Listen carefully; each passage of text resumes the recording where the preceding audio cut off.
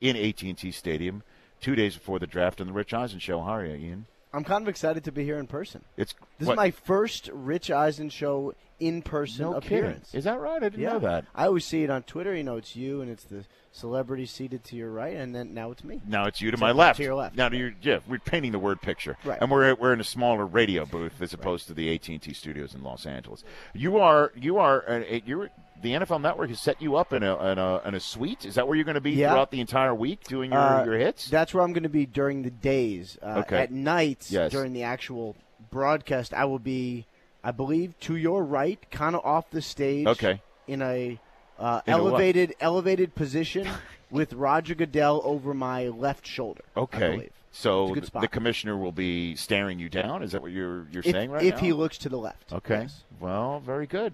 So what do you make of the rumor du jour of Baker Mayfield being the number one overall selection in this year's draft? Yeah, I mean, I imagine they considered him. You used the past tense right there. Well, I think at this point they probably know who they're taking. I think he's a possibility. Definitely one of the top quarterbacks. I would be at this point surprised if that happened. But I've been surprised before, and I think the Browns have done a really good job of intentionally or not intentionally making sure that we think at various points that they will take each of the top prospects. But what does that matter? Did they want to trade out of that top spot? Is that what it is? No, I don't think they want to, and I think they will make the pick, but you never quite know what offers are going to come your way until – not saying this is a strategic leak at all, because I guess theoretically it is possible they take Baker Mayfield at 1. Would be a surprise, but it is theoretically possible. But maybe what it does is kind of draw out people who would be willing to trade. Or it's just fun. And I think John Dorsey really is enjoying his time with all eyes on him. I think he is having a lot of fun. Well, with this. I think he might be, but I don't know if this was directed by the Browns. Let's put it out there. I think this is somebody who thinks that they know what John Dorsey is thinking and threw it out there that Baker Mayfield is going to be the number one overall pick in this draft because they believe that is actually happening for Cleveland. And that would surprise me. That would genuinely surprise me because we haven't been talking about Mayfield like that at all whatsoever. Do you hear of any other scouts that would agree with that assessment of Baker Mayfield at all? Ian? I have not heard from many evaluators who believe he is the number one overall player. Or any, honestly. Now, he has a very good chance to go 3 to the Jets. So if he's good enough to go 3, then you figure he's good enough to go 1, right? Mm-hmm. I mean, that would make some sense. Look, they had Johnny Manziel. I am not at all saying Baker Mayfield is Johnny Manziel. He is absolutely not. However, there are some similarities there, and they would get that question a lot. It's not something that John Dorsey couldn't handle. It's not something Jimmy Haslam or Hugh Jackson couldn't handle, but it will be a question. Now, I think one thing that's come out, and I've talked to a lot of GMs about this, is they've all interviewed Baker Mayfield's teammates, a lot of them, and he probably gets more over-the-top praise and adulation from teammates than probably any prospect. Guys are over the moon in love with Baker, guys who play with him. He is a legit leader. And if you watch the way he practices, that could be infectious. At the Senior Bowl, he was fantastic. So if it happened, I don't think it would be bad at all. I think there's probably a good chance he would be successful, but I would still be surprised. Ian Rapoport of the NFL Network, NFL Media Group. Our coverage is starting from this building today and building up all the way through to pick number 1, all the way through to pick number 256 right here on the Rich Eisen Show. So you say that the Browns would know right now? That's it? They know right now the name that's going to be on the card? You do believe that? Yeah, I think they have a sense. Now, I mean, let me say it a different way. John Dorsey knows. John Dorsey, I read that yesterday that John Dorsey's not going to tell Hugh Jackson until tomorrow night. Joe Banner came out and retweeted that, and I know that obviously some people think he has an axe and it's grinding every now and then when he ever tweets about the Cleveland Browns. Or really about anything. Okay. Although I love Joe Banner. But Joe basically retweeted that, saying that if this is the case, then why you even have the coach around? This is a vote of complete no confidence.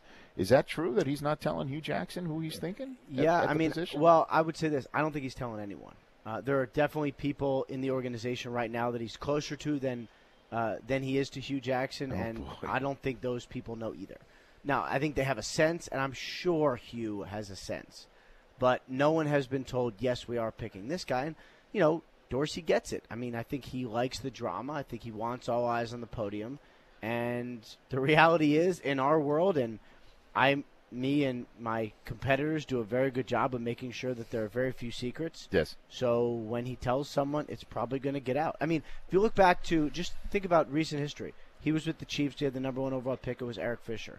We found out about 5 p.m. with the draft around 7 p.m. So he kept it a secret, even in like a tackle draft, and it wasn't nearly as much publicity. Right. Well, there was also not as much interest. Right, I mean, no which tackle you're going to take, Eric Fisher or Luke Jokel, right, has nothing on what we're about to see maybe on Thursday night, which is a total surprise potentially when Roger Goodell comes to the podium for his first announcement. Farmers Insurance brings this poll question to you. Today's poll question is brought to you by our friends that knows that the road ahead is bound to take some unexpected turns. Farmers Insurance can help you understand your coverage options with our practical knowledge gained from more than 90 years of experience. We know a thing or two because we've seen a thing or two. Find an agent at farmers.com. Ask the poll question, Chris. Yeah, guys, who should the Browns take first overall? Who should they take? Josh Allen, Sam Darnold, Baker Mayfield, Josh Rosen, Bradley Chubb. Ian? What about Saquon Barkley? You didn't put that in there? Oh, he's on there. He is on there. Or you just forgot to put him I forgot to on put him on You there. just don't care about running. He's a Rosen he has honk. devalued They're not the running taking. back They're not position. taking Rosen. No. You're a Rosen honk. I am too. Just do what we discussed beforehand. Well, Three quarterbacks, Saquon and forgot to Bradley put him Chubb. on. It is forgot to put him amazing on how there. many people will believe all the quarterback. The evaluation has been all across the board. I'll answer the question in a second. It is amazing how many people think that Josh Rosen has the best film, hands down, no question. Just as a quarterback, they think he is the best. For me, I would say they don't have to play him this year. Talent-wise is not a question. I think Josh Allen would make a lot of sense. The people who know and have worked with Dorsey think that's the guy that he likes. The big arm is unquestioned. To me, you can let him learn for a year or two. I would go with that one. Okay. And then there's some serious dominoes that would tumble the minute we get one name from the podium. And I want to ask you about that when we come back. A 60-second break. What are the Giants going to do? They hold all the cards in this draft, as far as I'm concerned, that they could do anything. I mean, there are truly 5 options for them to do. 5 of them. And they're all viable, and they all make sense. And I'm wondering what the hell they are thinking. And is there any there, Ian Rapoport? Don't answer now. It's called a tease. Okay. Is there any there to Julio Jones cleansing, having a social media cleanse of the Atlanta Falcons? That's next with Ian Rapoport live from AT&T Stadium in the Metroplex. It's draft week, people. Back in 60 seconds on the Rich Eisen Show. All right, we're back in AT&T Stadium. Ian Rapoport is here. Who are you texting? Who are you typing? Tell me what is that all about? I will. Is that a story? Is that a breaking story? Not breaking, but some draft insight.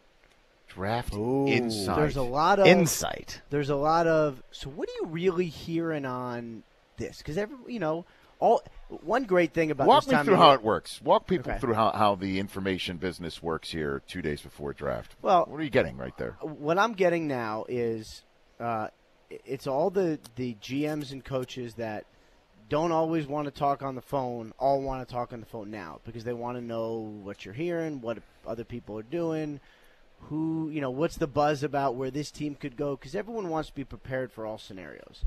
And so it's a lot of kind of gossip, and then... So you're being used, essentially, as an information font of information. But I'm using it as well. But that's what I'm saying is that you're now... sources that you're constantly mining for information that don't really want to cough it up throughout a football season, seriously, are now turning the tables in a way.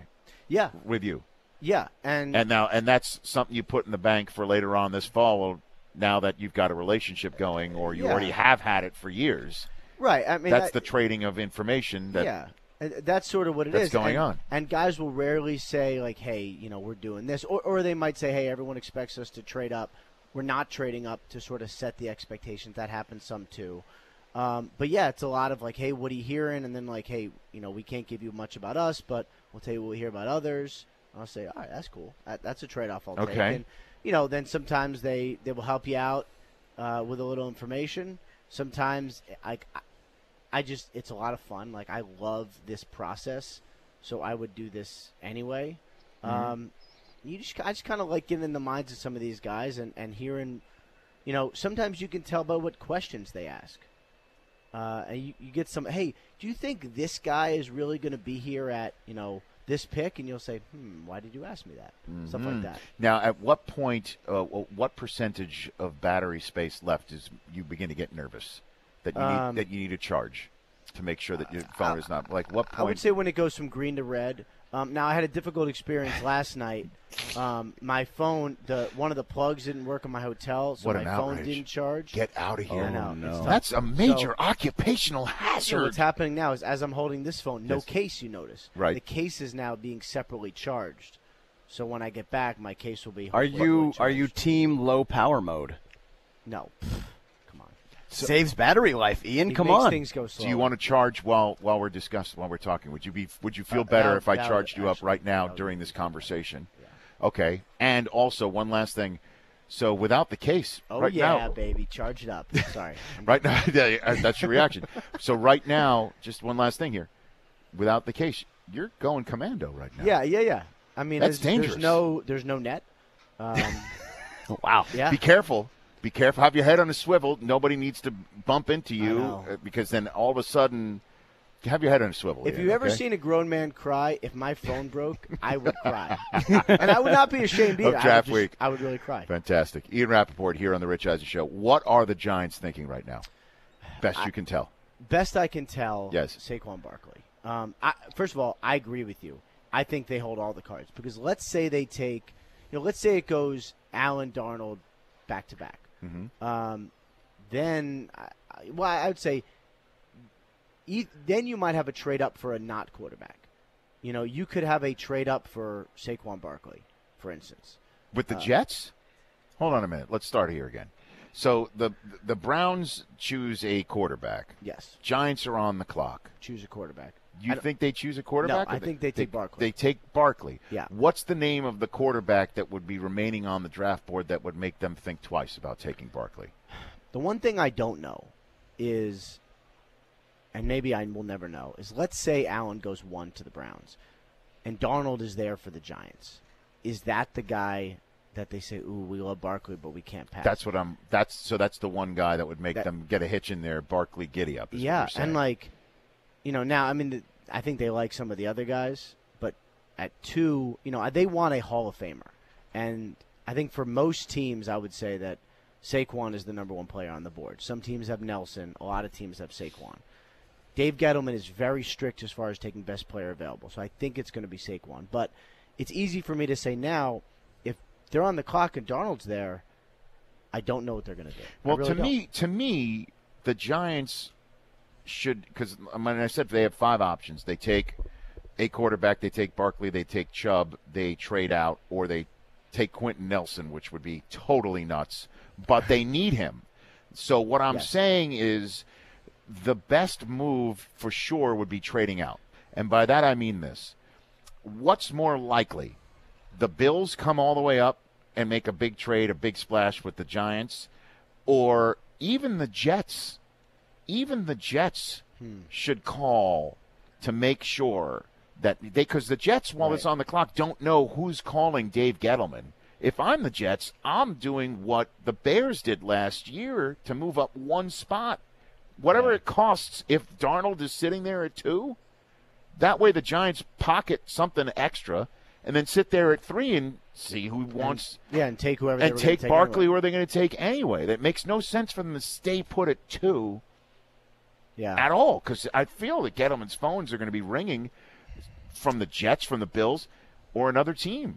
Wouldn't you agree with that? Yeah, I mean, I would say that trade you described is probably more likely to me than the Giants going from 2 to 12. Okay. I don't think they want to go all the way back to 12. Now, maybe they could trade up like the Titans did a couple years, 2 years back, whenever that was, but there's no guarantee. So, and if you're the Jets, people made fun of the Bears last year. I did not. Like, if you think you have a franchise quarterback, and if you believe Trubisky is it, you pay whatever. You have to give up a third rounder. Like, who cares? Third rounders are flip a coin, right? So if you're the Jets and you say, I want to guarantee we get Sam Darnold. If he's sitting there at 2. Or Mayfield or whoever their guy is. Who cares who it is? You want to guarantee who it is, right? And you have to give up a fourth rounder, like, you will survive. You'll be fine. Ian Rapoport here on the Rich Eisen Show. A few quick hitters as well. Des Bryant, latest. What can you tell me of what's going on with him? I don't get the sense anything is imminent. I think that the Ravens were definitely interested. I think if Des wanted to be with the Ravens, that deal probably would have happened instead of. Where does he want it? What's he holding out hope for? An NFC East team?